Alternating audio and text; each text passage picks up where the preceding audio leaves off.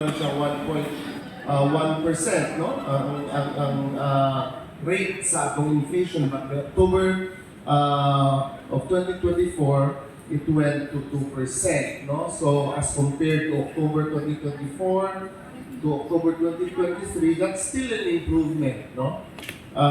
When it comes to ang kapaspason sa pagtaas sa presyo. Ibig sabihin, nataas ang presyo, no? But by September and October of 2024, hinay lang, hindi siya yung paspas ang pagtaas. So walang ingon na wala nagtaas, naghinay lang ang pagtaas, no? As compared to last year. So that is why we can see that there are still increases as reported by our DTI and our Department of Agriculture. So when it comes to poverty, unsa kadaghan nun ba ang pobre sa ato ang Caraga region? Naman gid ang ipakita ang poverty thresholds sa kada province o sa poverty threshold sa Caraga. When it comes to poverty incidence, we are very glad of the 2023 data as presented by our NEDA, no? Nakita nato na in 2021 survey ba ito, no? Na nakita sa pinaka regions at the time, 16 regions ba? 16 or 17 at the time, previously. 17, including Barn, right?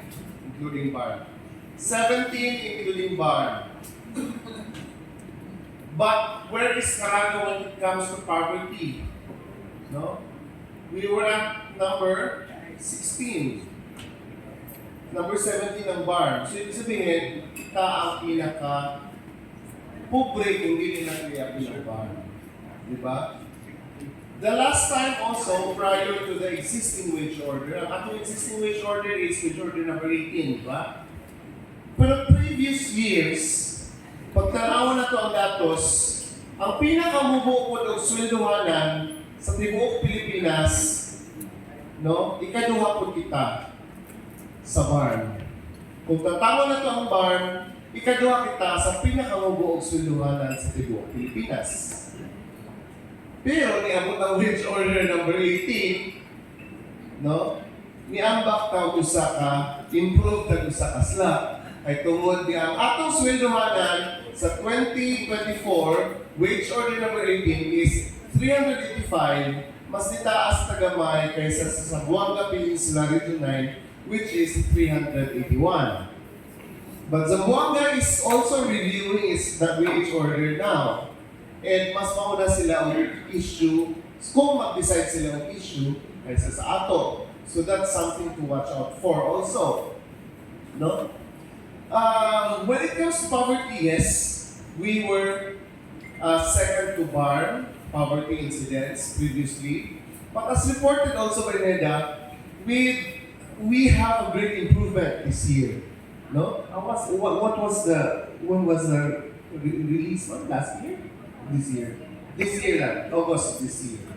August of this year, we see that from second to the lowest, including Barn, we are now at number 10. So dako ang improvement when it comes to pagkatapyas, no? Natapyasan from, I think it's about 900,000, from 900,000 of poor Caraganons, it went down to about 600,000 if I get my data right. Nimaba ta, mas dako ang improvement when it comes to poverty. But according to the analysis as presented to Ganiha sa NEDA, yes, our poverty incidence improved, but we still have a lot of poor Caraganons because we are still at number 10 among the 17 regions. No?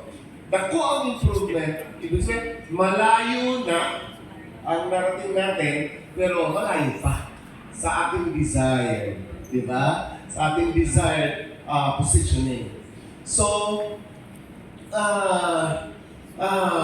so ang kaakibat ni Ana is ang gitawag na poverty threshold. Paano nato malalaman? Pakita ka ganyan, no? Poverty threshold. In 2018, our poverty threshold is about 10,573. In 2021, 11,390. And in 2023, it's 12,390.